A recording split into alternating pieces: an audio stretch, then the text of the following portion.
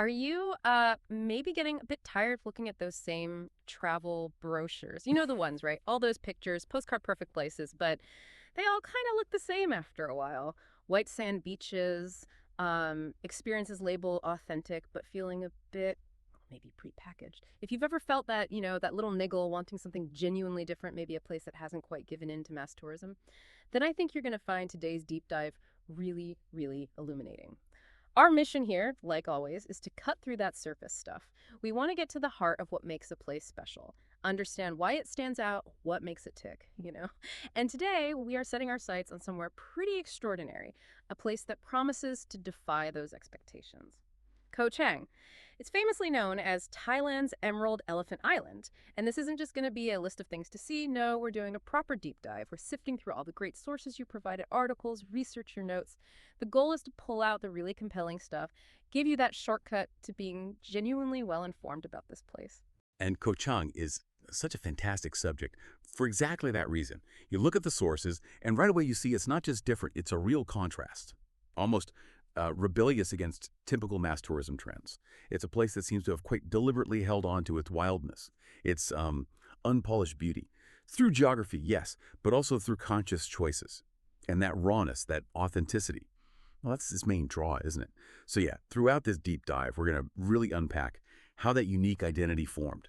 Look at the choices made, the natural protections in place. We'll cover the landscape, the impact of its protected status, and even the journey to get there. Because as you'll see, getting there, it's not just travel. It really becomes part of the whole adventure. So yeah, let's start unpacking its character. Okay, building on that uniqueness, let's start with the name itself. It's really evocative. Elephant Island, Koh Chang. And the sources point out this isn't just some, catchy marketing slogan. It actually literally refers to the shape of its northern headland. If you look at it from the sea or maybe on a map, you can see how the coast curves out like a trunk, and then there's this sort of head shape. It just paints a picture immediately, doesn't it? Gives you a sense of its character before you even see it. Absolutely. And when you do look at the visuals, the descriptions, and the sources, wow, it's this incredible, almost primal landscape. You've got these really dense, like ancient-feeling rainforests just tumbling down steep mountain slopes. Yeah, the green waterfalls. Exactly. You can almost feel that humid air, hear the background noise of insects, maybe the chattering of macaques, those dusky leaf monkeys. And the sources mention seeing those amazing great hornbills, big birds, distinctive calls soaring above the canopy. Incredible. It's just teeming with life.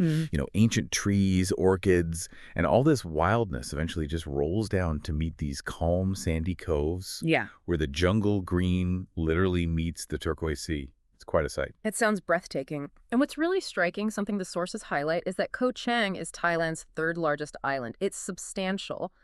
But somehow, despite that size, it has this gentle feel, like a gentle giant. That phrase, gentle giant, it really nails it, I think. It captures the essence perfectly.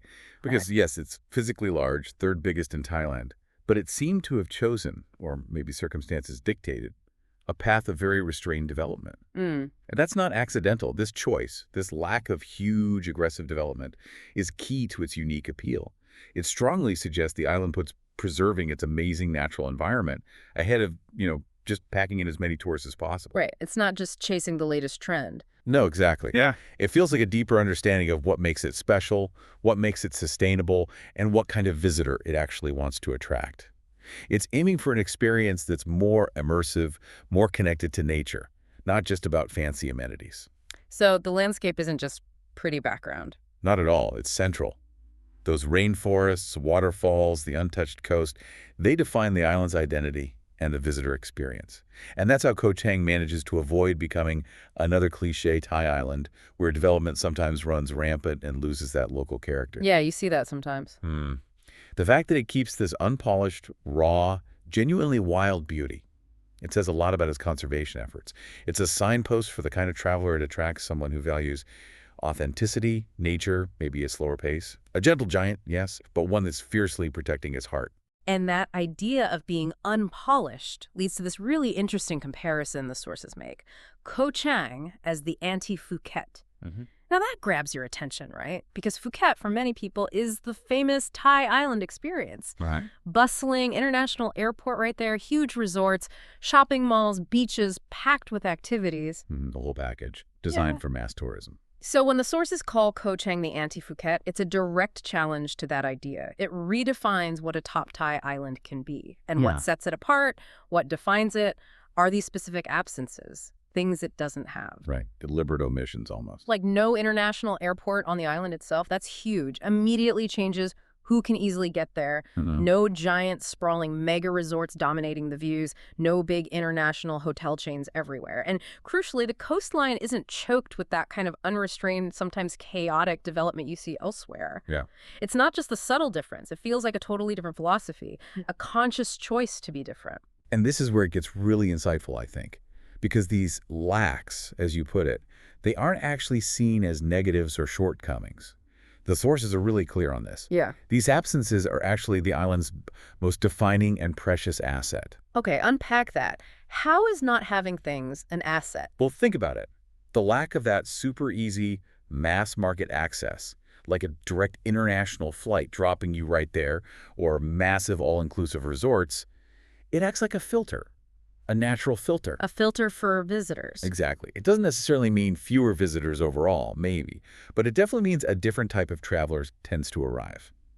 This approach actively encourages a more authentic, nature-focused, maybe more community-minded atmosphere, How so? because it naturally appeals to people who are willing, maybe even eager, to put in a bit more effort, to accept a little bit of, let's call it friction, in return for something more rewarding, less commercialized. Right, not just stepping off a plane into a giant hotel lobby. Precisely.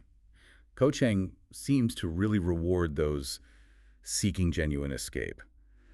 Travelers who value raw nature, maybe some real cultural interaction, a slower pace, the effort involved in the journey, the lack of instant convenience. It stops being an obstacle and becomes part of the appeal. Part of the adventure. Yeah, it builds anticipation, a sense of discovery, maybe even accomplishment. You feel like you've earned it. So people arrive already appreciating its unique character, and maybe they're more likely to treat it respectfully. That makes sense. It might attract more conscious travelers. Potentially, yes. More environmentally aware, perhaps. And it also tends to support local community businesses over those huge, often foreign-owned chains. So the insight is really that less accessibility, managed well, can lead to higher value. Higher value for the visitor experience. Yes, and crucially also for sustainable income and cultural preservation for the island itself. It shows how that friction can actually be a feature, a positive thing, in managing a destination responsibly. And this whole approach, this natural filter, it's backed up by something more solid too, right? Like legal protections. Absolutely.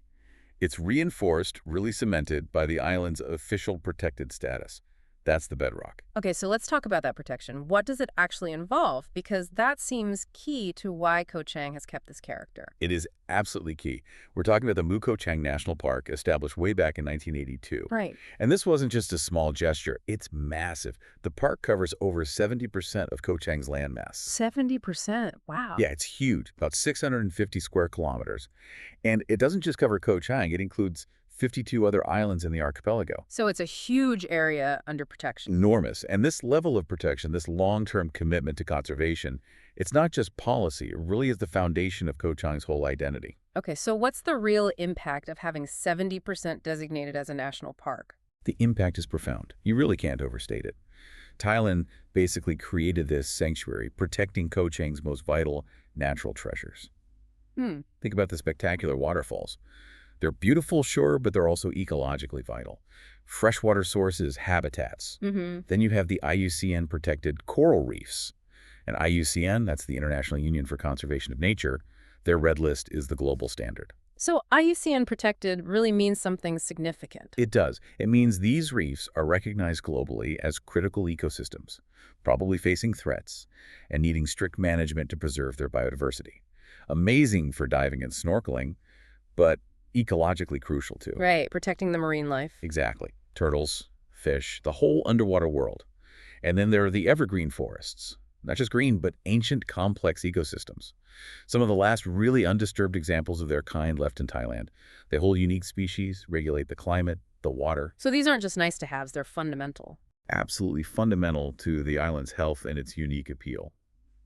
And this protected status also, as the sources say, profoundly shaped the island's development. How so?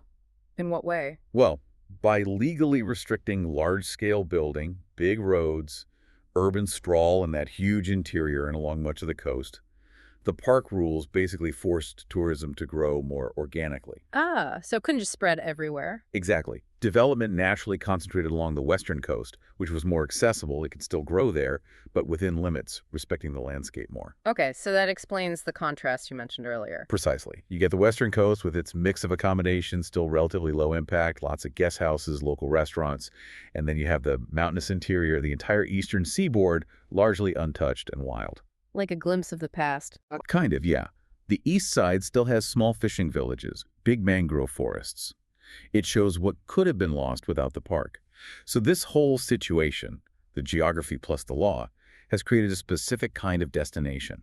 It doesn't really appeal to the tourist looking for everything easy, convenient, prepackaged. Instead, it speaks to the traveler who values adventure, raw nature, and a pace of life dictated by the tides rather than by tour schedules. Someone looking for authenticity. Exactly. Someone willing to trade a bit of polish for a lot more depth, a real connection. It's this legal commitment to preservation that really answers why Koh Chang still feels so special, so unique, in a region where tourism development has often been incredibly fast and sometimes damaging. Okay, let's shift focus a bit to actually getting there. Because usually, getting to an island is just a transfer, point A to B. But the sources describe the journey to Koh Chang as something much more. They call it an immersion, a Yeah, multi-stage process, a deliberate transition. Like you're leaving the mainland world behind and entering this wilder, sea-bound world. that's right. It sounds less like just traveling and more like, well, like part of the experience itself, an initiation almost. Initiation. I like that. Or a pilgrimage, maybe. It's fascinating how the sources consistently stress that the process of getting there, every step, is a fundamental part of the experience. Not just how you get there, but the doing of it. So it's not just about arriving. No, it's about the transformation that happens along the way. Mm-hmm. Picture it. You start in Bangkok, watch the city fade. Right, the buildings get smaller. Yeah, the noise fades. Then you're driving through the countryside, maybe see rice paddies, villages. You get near the coast, you feel the air change, smell the salt. Hmm. And they see the Gulf of Thailand open up.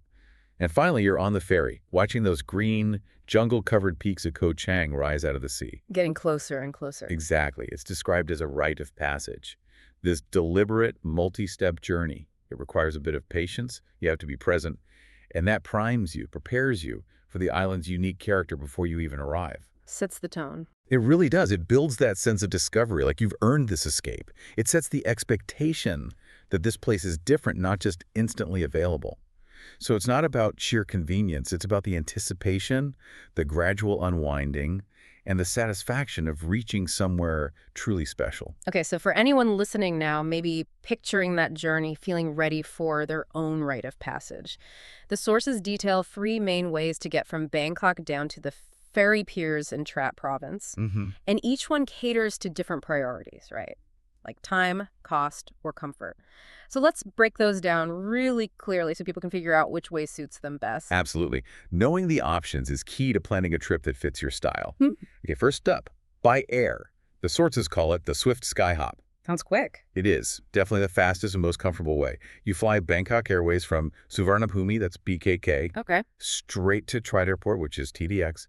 It's a really short flight, like a sky hop, maybe 40 minutes, an hour max. Super efficient. And they time the flights well. Yeah, that's a key point. Bangkok Airways runs several flights a day, and they deliberately time them to line up pretty well with the ferry schedules, so less waiting around. Nice. And Trat Airport itself is described as charming and boutique. Small, relaxed, not like BKK. And close to the ferry. Pretty close, yeah. Just about a 30-minute drive to the main piers. And when you land, there are shared minibuses waiting. They can take you directly to your hotel on Koh Chang. Often that minibus price even includes the ferry ticket, so it's a very seamless transition. Okay, so that sounds ideal for people short on time or maybe wanting maximum comfort after a long flight. Definitely. If time and comfort are your top priorities, flying is the way to go. Efficient, smooth, gets you there feeling relaxed. All right, what's option 2 for maybe the more budget-conscious traveler? Right, that brings us to Buy Bus. The sources call this the budget-savvy adventure. Okay, adventure implies maybe a bit more effort. A bit more time, yeah, but it's the most economical route. Very popular with backpackers, people watching their spending. The top recommendation from the sources is the government bus, number 999. Number 999. Got it. Where from? It leaves from Bangkok's Ekamai Bus Terminal. That's the eastern terminal. And the big advantage of the 999 bus is that it goes directly to the Ayo Temachat ferry pier in Trat. Ah, so no extra taxi or songthai needed at the other end? Exactly. It eliminates the need for an additional transfer, which is great. Saves hassle and a bit of money. The whole trip takes around 5 to 6 hours. There's usually a short comfort break included. Gives you a chance to see the countryside too, I guess. Definitely. You watch Bangkok fade, see the rice fields, the rural scenes. It's an experience in itself. Now, there are private minibuses too, often leaving from places like Khao San Road. Right. But the sources caution they might make more stops, pick up more people, so the journey could end up being longer and less predictable than the government bus. So the 999 from Ekamai sounds like the solid choice for the bus option. It seems to be, yes, direct and reliable. It's a real overland journey, perfect if you enjoy the process of travel itself and want to keep costs down. An immersion before you even hit the water. Okay, that makes sense. So we have air for speed, bus for budget. What's the third option? The third option is by private transfer, described as the comfort-first approach. Right, so this sounds like maybe the middle ground or just focused purely on ease. More focused on ease and personal comfort, I'd say. It's flagged as an excellent choice for families, maybe groups traveling together, or just anyone who wants maximum convenience and minimal stress. How does it work? You arrange it in advance, typically online or through an agent. They can pick you up right from your hotel lobby in Bangkok or even meet you at the airport. It's a proper door-to-pier service. No navigating public transport with bags, no worrying about connections. Straight into a private car or van? Exactly. Air-conditioned comfort direct to the ferry. The drive usually takes between 4.5 and 5.5 hours, so maybe slightly quicker than the bus, depending on traffic. And you get more personal space, flexibility. Precisely. You can stop when you need to, maybe for a quick photo or coffee. It just takes the stress out of the land part of the journey. You arrive at the pier feeling relaxed, ready for the ferry crossing and the island itself. Okay, three very distinct options then. The swift flight, the budget-friendly bus adventure, or the comfortable private transfer. So thinking about those paths, which one resonates most with you listening? Your style, your budget, your priorities for starting this Koh Chang adventure? Yeah, each one gets you there, but the journey itself definitely sets a different tone for your arrival. We've really gone deep today, haven't we, into Koh Chang, peeled back those layers on the Emerald Elephant Island. We've looked at how it stands out, that whole Anti-Phuket idea, how its incredible wildness isn't just luck, but is actively guarded by that huge national park status, protecting the forests, the reefs, and even how just getting there is more than transport. It's part of the experience, that rite of passage you mentioned, prepares you for its spirit. It's truly fascinating, isn't it, how the absence of certain things we often think of as essential for tourism, like super easy access, actually makes the experience better, deeper. Yeah, the friction. Exactly, that friction of the journey, the clear commitment to preservation. It all leads to a more profound connection, I think, with nature, with the local way of life. And it leaves us, and you listening, with a really interesting thought to chew on. In a world that feels increasingly easy to get around, where everything seems instantly accessible, what's the real value of a place that asks a bit more of you? A place that requires a bit more effort, more patience, maybe a bit more adventure. And how much of that friction are we, personally, willing to embrace for an experience that feels truly authentic, unspoiled, and maybe ultimately more rewarding? That's a great question to end on, a personal reflection on what we really seek when we travel. Thank you for bringing all these fantastic sources together for this deep dive. It's been incredibly illuminating. We really hope this exploration has given everyone listening a solid understanding of Koh Chang, a real shortcut to being informed, and maybe, just maybe, it sparked enough curiosity for you to consider experiencing that wild, unique beauty for yourself someday.